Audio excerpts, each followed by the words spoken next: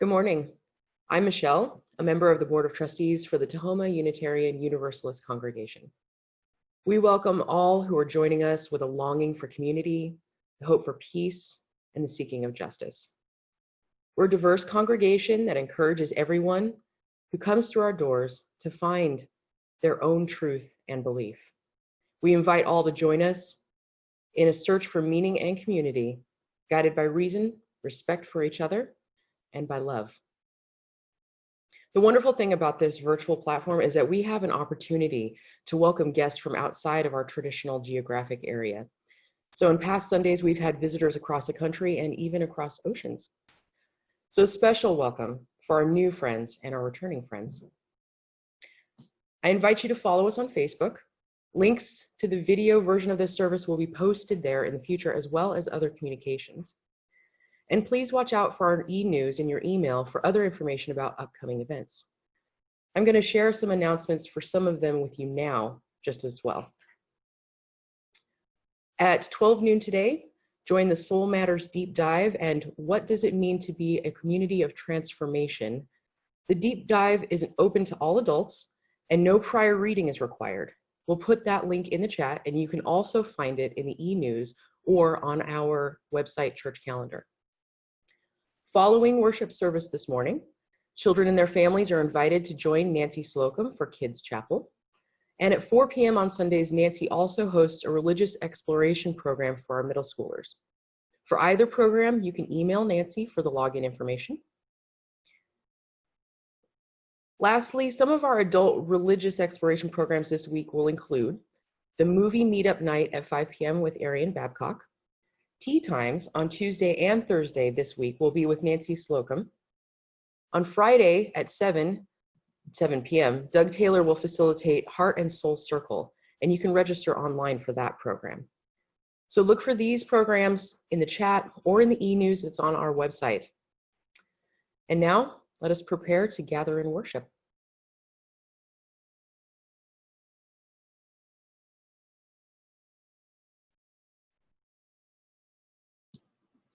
Good morning. I'm Erien Babcock. I'm your Ministerial Intern, and I welcome you all here today. I love to see everybody's names as you're popping in and just kind of greeting us.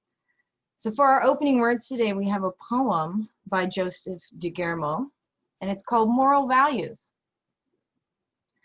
Values are what I keep. They are a great reason why I can sleep. Without my values, it would be hard to even eat. This is why I choose values to keep. Even if I were alone, my values would keep me set and strong. Knowing what is right and wrong, my morals led me all along. They keep me on the right path, even when to or not to laugh. Even though my heart was flat, they guided me on my path. Morals showed me how to think, even sometimes the drinks I should not drink. They helped me when I struggled most, or when I felt like I might not boast.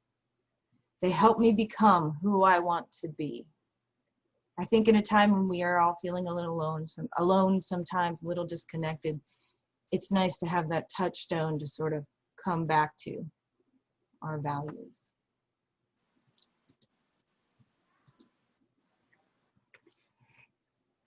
Let us join together in the lighting of our chalice. You can light yours from home as Nancy lights ours in our sanctuary, and join with me in saying the words for lighting our chalice, which are up here in the chat.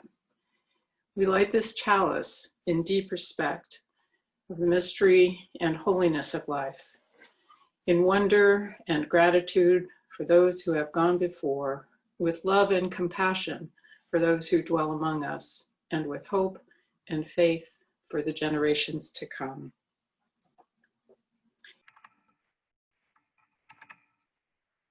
Good morning. What a great song. I love that. Good morning. I am Nancy Slocum. I am the Director of Religious Exploration here at the Tahoma UU congregation.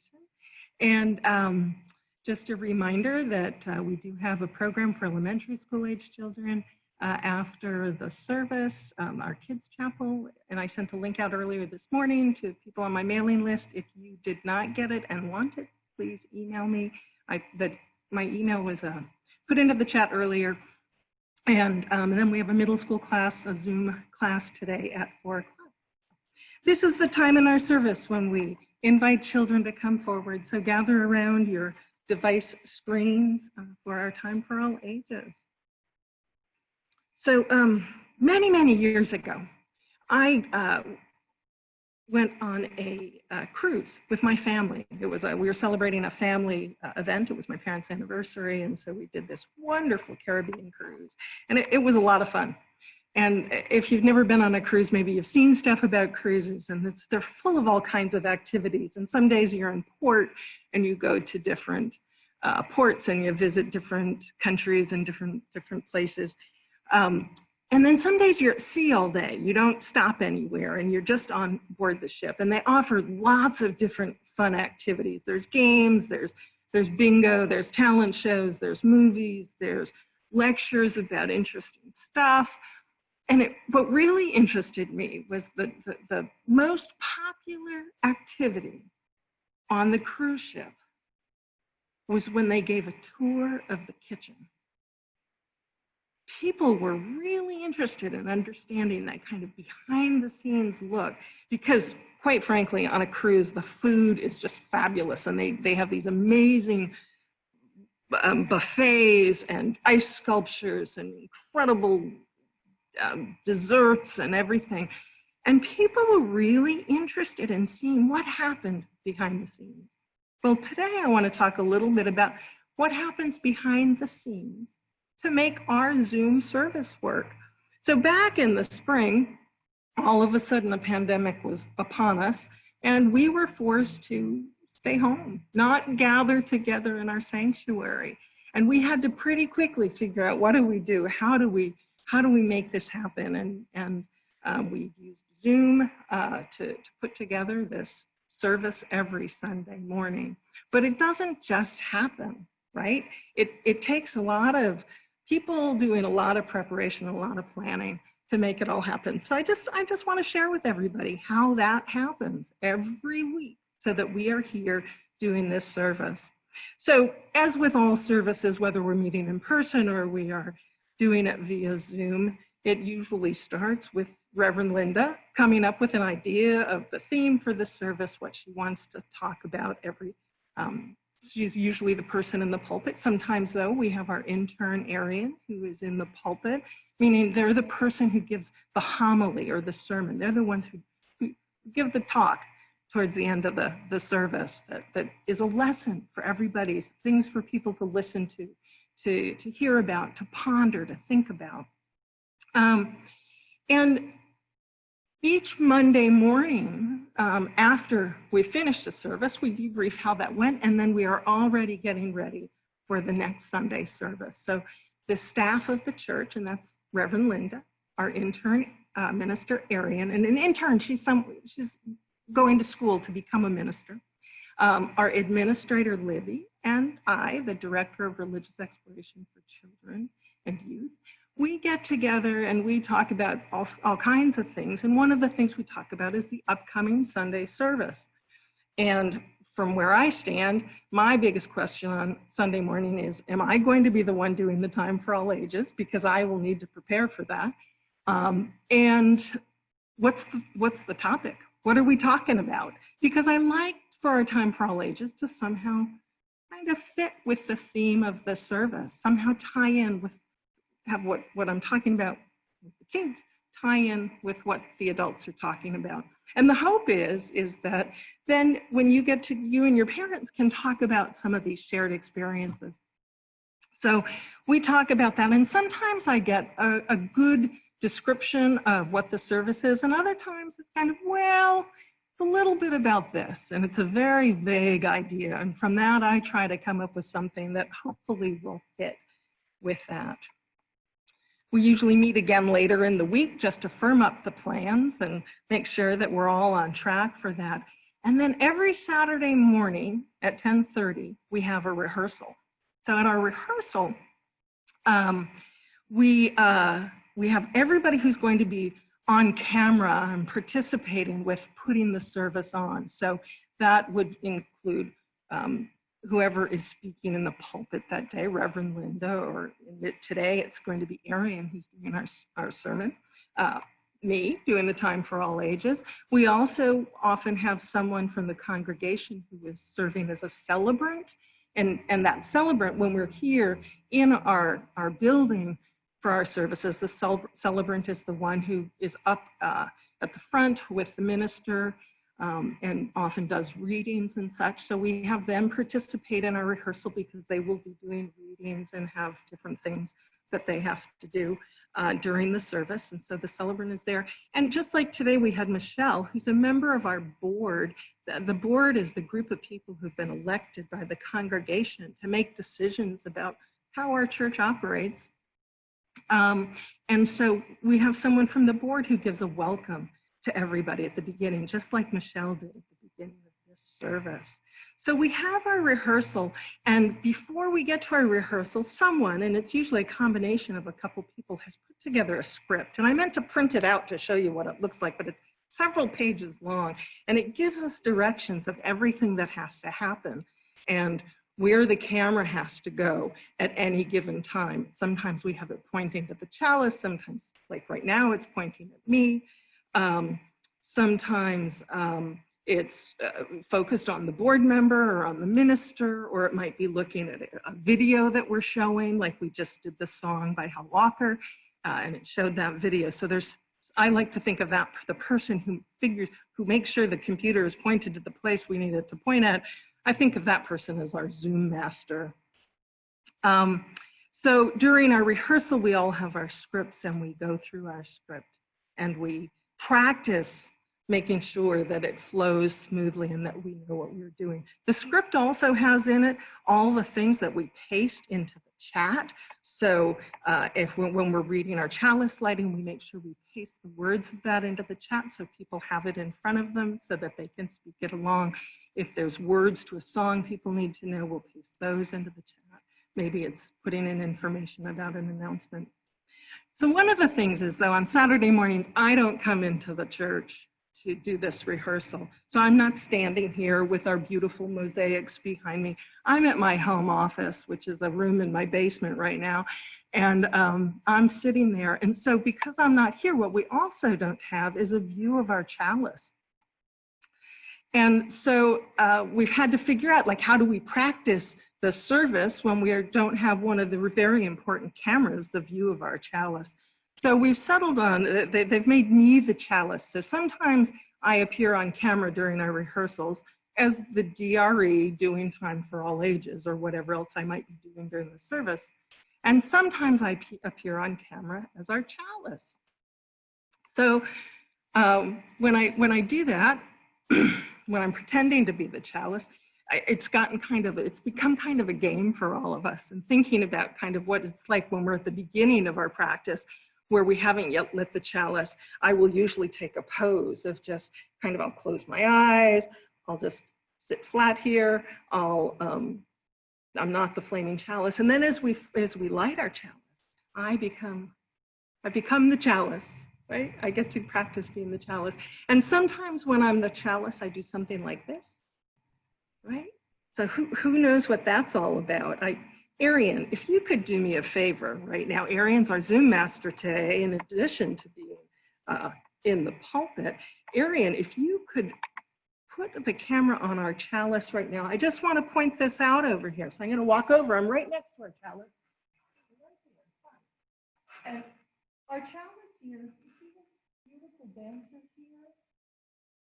This dancer here, it's a gorgeous chalice. So you can put the camera back on me now, moving back to my place here. There, all right. Thanks, Erien. She's a great Zoom master. The chalice, the dancer, I've got to look at my notes here for a second. Hold on a second. That dancer is someone who used to be a member of I think she was a member of our congregation. I'm a little fuzzy on some of these details, but her name was Garnet Hammerzell, and her husband donated this chalice after her death, because she was she was a dancer. And sometimes during the service, she would feel so inspired by the service that she would get up and dance. So that's why we have a dancer on her chalice. And so sometimes when I am portraying the chalice, I take the dancer's pose. I sometimes do it like this, but I'm realizing in the chalice, it's more like that. So we have fun with it. And then in our rehearsal, when we put the chalice out, I will go from kind of the flaming chalice and down to where it's no longer flaming.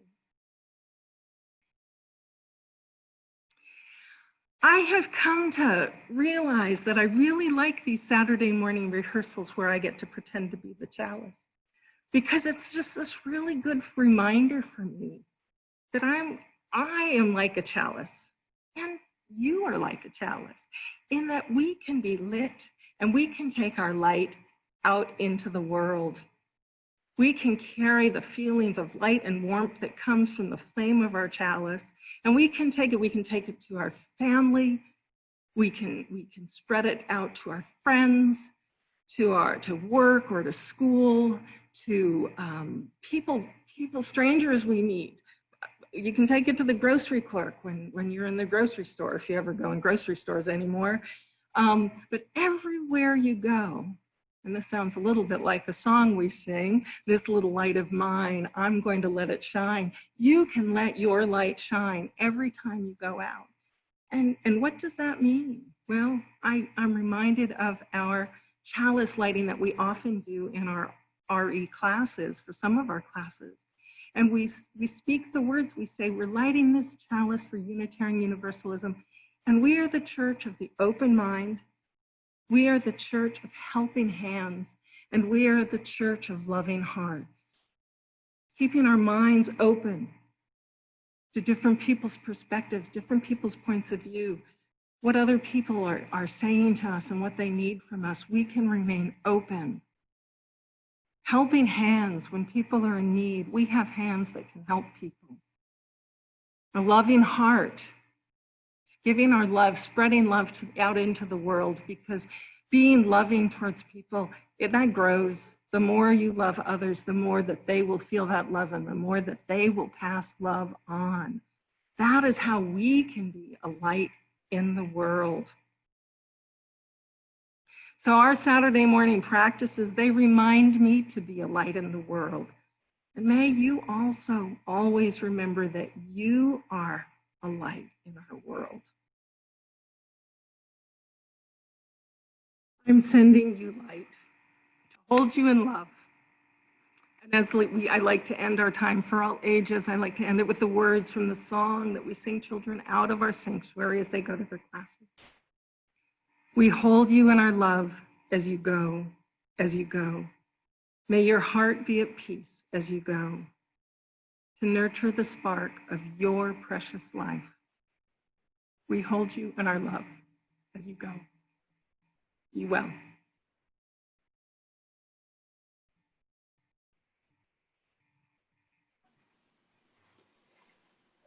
We pause in our service each week to invite you into generosity. This congregation lives by our commitments, our care, and our resources.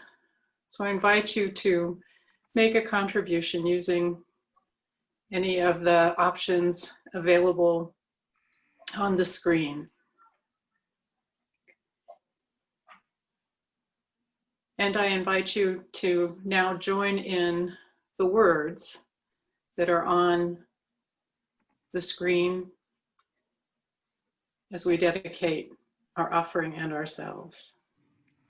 We dedicate ourselves and our offerings to the work of this congregation, weaving a tapestry of love we call community, both within and beyond these walls.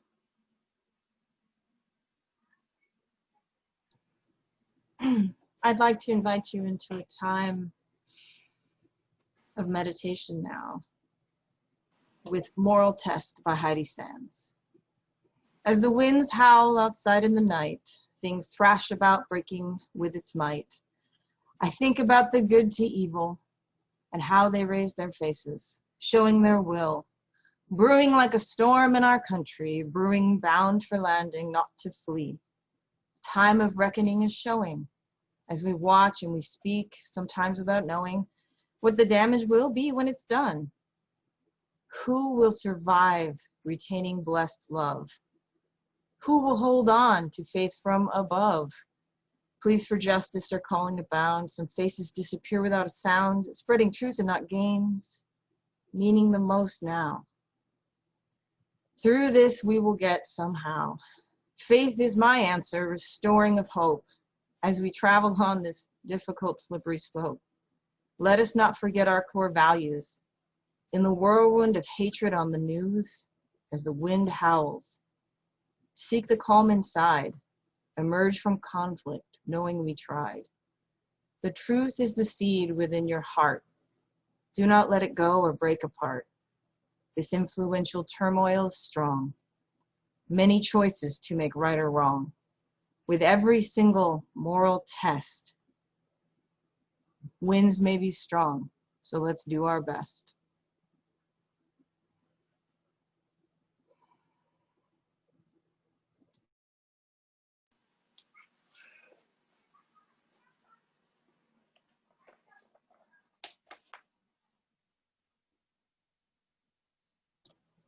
Amen. Bishe ole.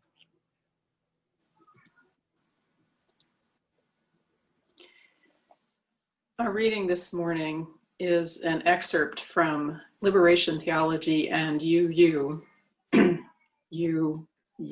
get it? By Eric Halseth. Eric writes, James Baldwin, noted author, poet, social activist, said, "Not everything that is faced can be changed, but nothing can be changed until it is faced." We, you, and I are facing into this maelstrom of social change. Every week, every Sunday morning, we face the traumas of the world head on.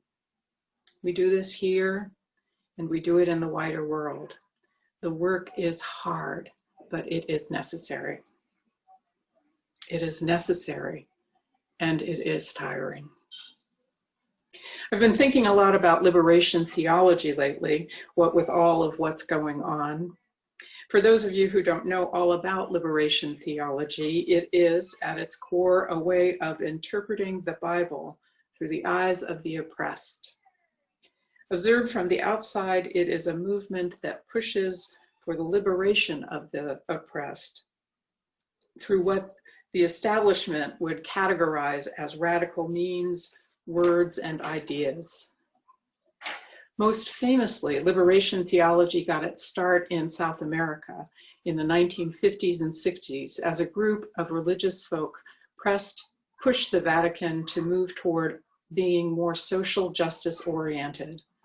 Peruvian priest Gustavo Gutierrez is known as the father, no pun intended, of the movement. In its South American form, it elevates the needs of those living in poverty and suffering under systemic social injustice and asks us to interpret our holy texts, the Bible in their case, through the eyes of the poor and of the oppressed. Gutierrez's 1971 book, A Theology of Liberation, formalized what we now know as liberation theology. This is one way of living your values, and it is work. William Jones, author of what many consider to be a seminal text on Black theology, titled Is God a White Racist?, brings secular humanism to the forefront as he talks in a lecture about the relationship between religion, theism, and salvation. And we can think of salvation as liberation in this context. Why humanism has not been accepted, Bill writes, as a valid religion stems from the misconception that religion is the same as theism. Religion has as its purpose salvation for humanity, the defining of our ultimate reality, while theism has tied our salvation or ultimate reality to God, humanism offers the belief in human freedom, that we control our own destiny as our guiding principle. Given that many of us may not identify as theists, Jones's words can bring us to why religion, with humanism being one of the belief systems. This can be a place where we can find a set of values, a doctrine of freedom from which to do our part in working toward liberation. There ends the reading for this morning.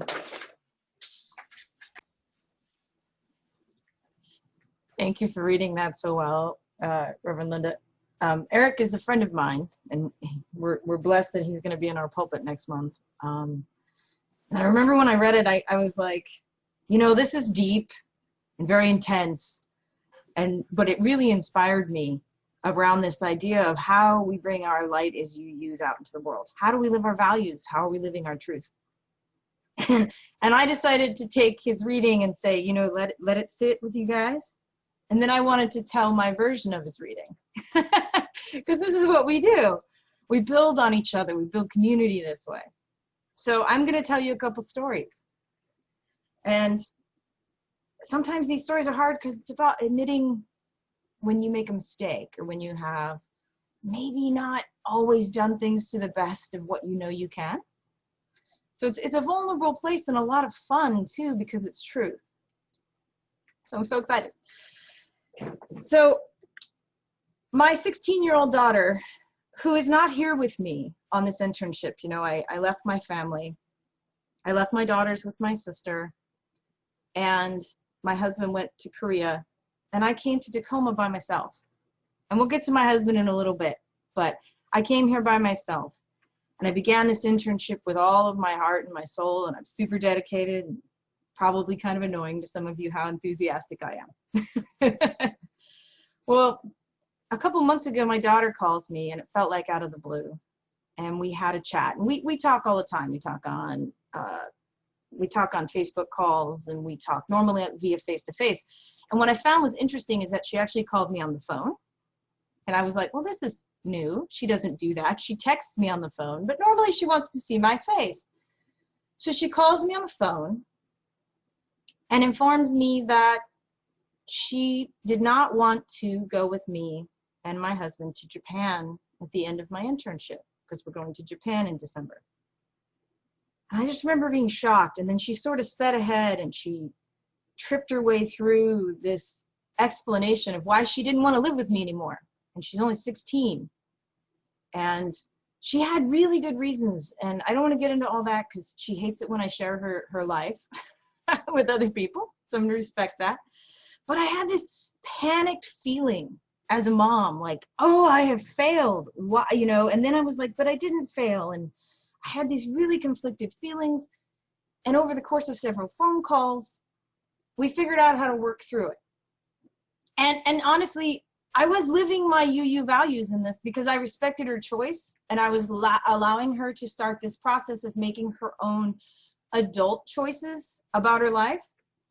And I just had to admire when in like these glimmers of moments, I had to admire the fact that my daughter at 16 going on 17 was so independent and so, you know, fancy term, differentiated from me, and how that was a good thing, even though it really hurt me to feel like I wasn't really going to be her mom full time anymore. Like, not in the way that we were. That relationship was evolving and transforming. And I let her do it. And I admire that about my baby Alona. And oh my God, I hope she doesn't see this. She's going to kill me. I just called her my baby. But she goes after what she wants, and it's really beautiful, and I love that. And I got to be part of that and living my values. Then I made a mistake. I made several. And it wasn't about my interactions with Alona. It was about my interactions with myself. After these phone calls, I sat and I spent weeks, and I mean weeks, beating myself up about this choice.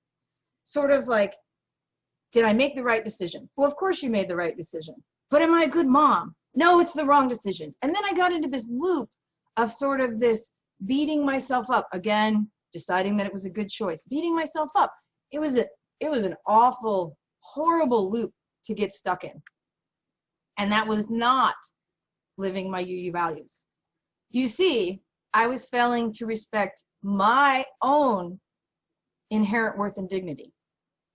I was failing to respect my own decision-making process. I was so worried about being a bad mom to myself, or being maybe even perceived as a bad mom by other people by letting her make these independent choices, that I got stuck in this loop. And I then unfolded into an understanding that this was a cycle. And this is what we people do to ourselves. I mean, seriously, how many times do we as people do this to ourselves? This was the deep stuff I'm pondering today in Living Our Values. And I thought, well, how do we stop? Well, maybe it takes a shock to the system. So let me ask you this. How dark would the world be, or what would our world look like, if every one of us treated others out in the world the way we treat ourselves in our own heads? Did you just flinch? Because the first time I thought it, I flinched. And I realized that that's not really building the world I want it to be. In fact, I shared this thought with some friends of mine, and then we started joking that I needed to stop calling people out on this. Like, stop pointing me out. Stop telling me how I'm wrong. But you see, each of us are so much more powerful, and we just sort of sell ourselves so short. I feel like this is such a personal way to look at how we are failing to live our values. I mean, especially in light of what Nancy was talking about, which I really appreciate. Like, I love this idea, because each one of you are the light of the UU chalice in the world, right? You're UU. So you are the light, how you are. So I'm gonna take this back a little bit. We get asked all the darn time, what do UUs believe anyway? What do you believe? I don't even know. I get asked this so many times. And I think using words to describe what we believe is hard. Because it's complex, and it's layered, and it's beautiful, and it's vast, and it's all these things.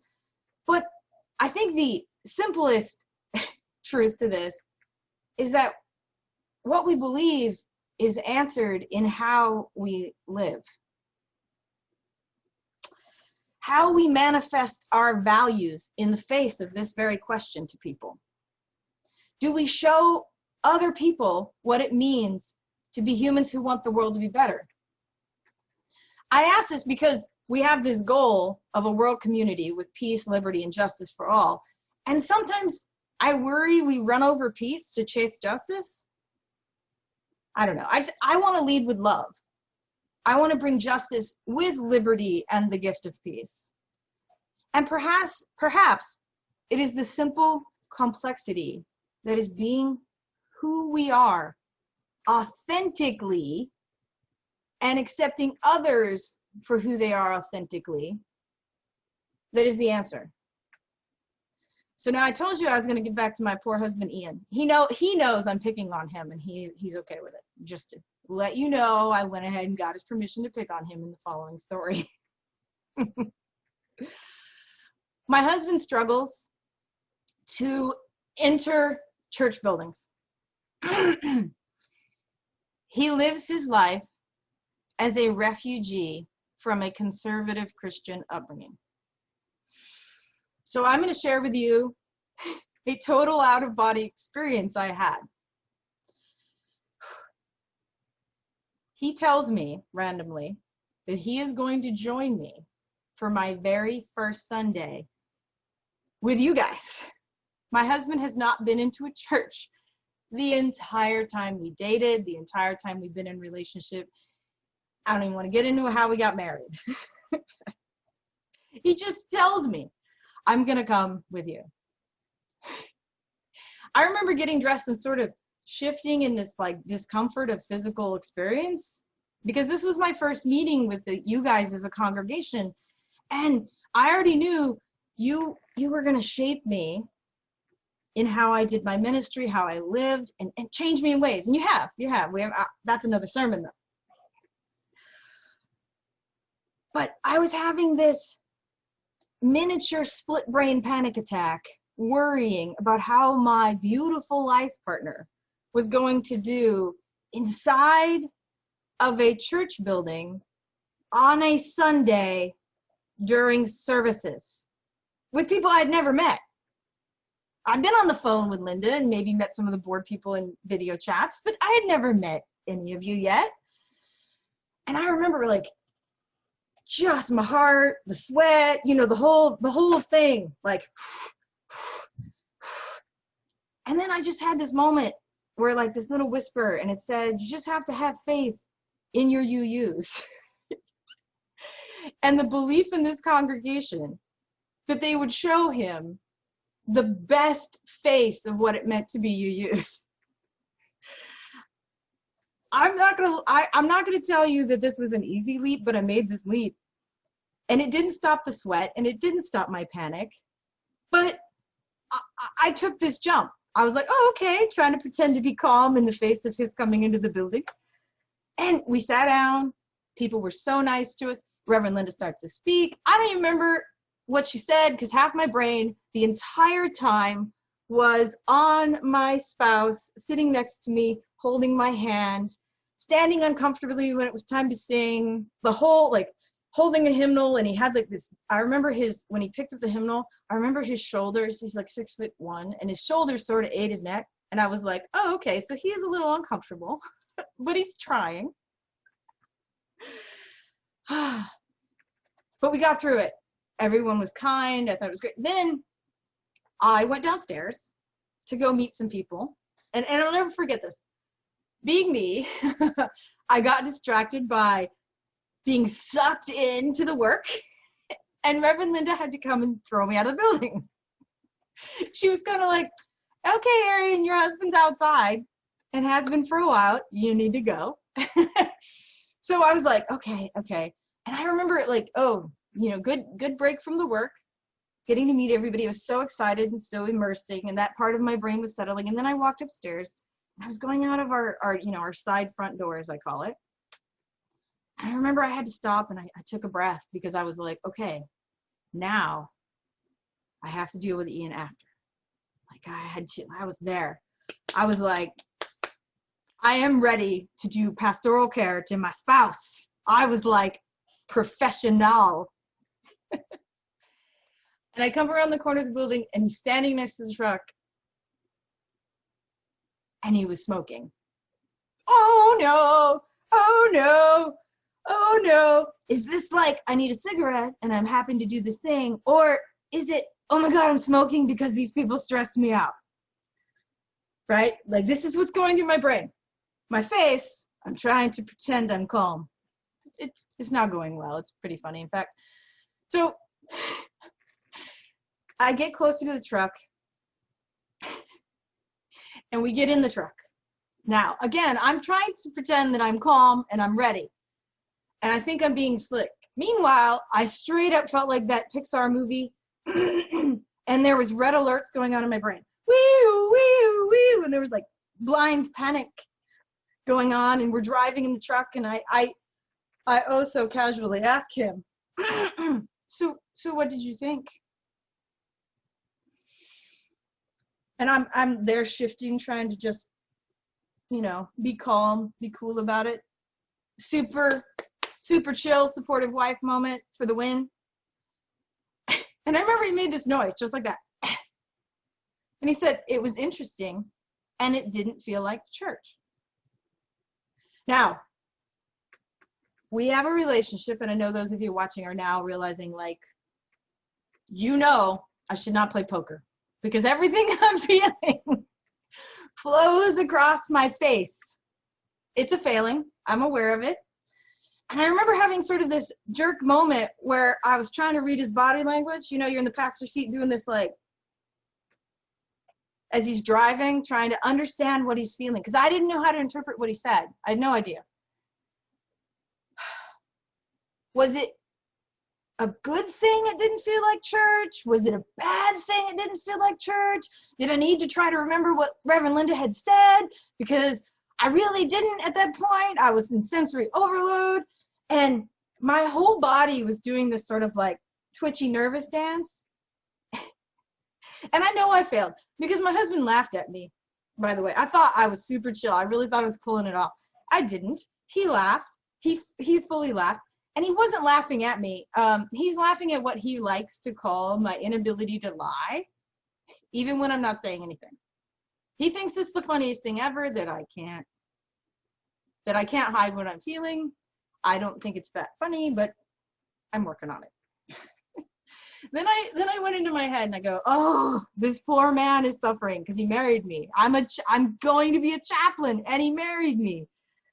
But he, out of nowhere, he cuts off my thought, like stops it dead, and he goes, they seem like good people though, and it was relaxing. Full stop. Holy crackers.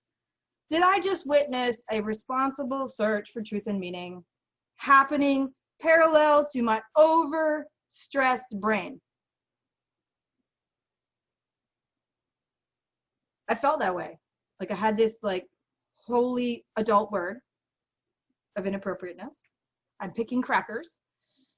And it's funny because here I was ready to comfort him, and he didn't even need it. So then I wondered, was I comforting him because I was really trying, or wanting to comfort him because I was really trying to comfort myself? And what did that seem like? Was that really respecting the fact that he made this decision on his own? I didn't pressure him. I didn't ask him. And he made the decision to come to the church. That is letting someone choose how they're going to search for their own truth. Like, right? This is big for me. But it also showed me that you as a congregation really were demonstrating through just living our values. You didn't know anything about him. You didn't know, I don't even think at this point Reverend Linda knew that my husband didn't like churches. But you treated him with dignity. You let him listen and make his own decisions. Holy moly. What a you thing to do. It was beautiful. And you did it, again, just by being you.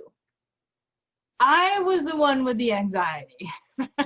It was my problem, yet again. My inside voice. So I'm not going to beat myself up over it anymore. I'm really not. Because that's just how I am. You know, this is my life partner, and I want what's best for him. And sometimes what's best for him is just letting him do his thing and being like, I love you, you do you, boo. That's a you value. How great is that? I wanted to share this story because I think it really does demonstrate that this isn't hard if you're doing it, if you're just living who you are. Live who you are, be who you are. And that's the answer to what you believe. That's the answer to being the light. So I'm going to ask you in my closing here, as I close this up and not keep us here forever, to just please keep doing that. You are the light of the UU chalice in the world. And I'm going to give you a little bit of poetry here at the end. Please be the glint of light off of the needle of justice that is being threaded with love as the universe herself unfolds around you. Amen. Bishe ole.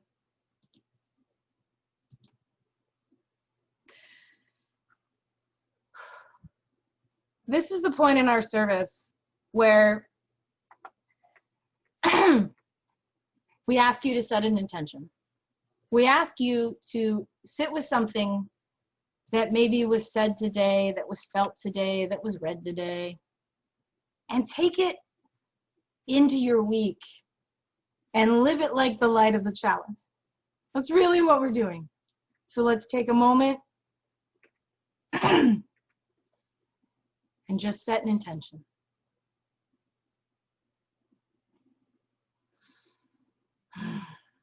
Blessings.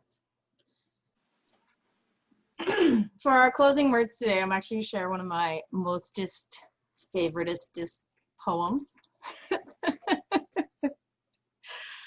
I May Not Be by Leonard Nimoy. Yes, that would be Spock. I may not be. I may not be the fastest. I may not be the tallest or the strongest. I may not be the best or the brightest. But one thing I can do better than anyone else, that is to be me. Thank you.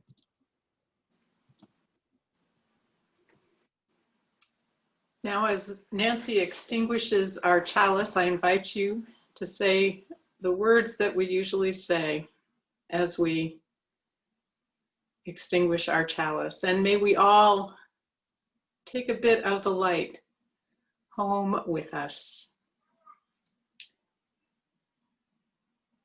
I think Nancy's putting up the words for the extinguishing of the chalice. This is what happens when we have everybody doing multiple things. I'm afraid that I don't have the words in front of me. It's all right. We're gonna just plow ahead without them in the chalice or in the in the chat. And as we say, this is part of our charm. That's right. Part of our charm is to every now and again let us extinguish the chalice. We extinguish this flame, but not the light of truth, the warmth of community, or the fire of commitment. These we carry in our hearts until we are together again. Let's join in singing our closing blessing song. From you I receive, to you I give, together we share, and by this we live. From you I receive, to you I give, together we share, and by this we live.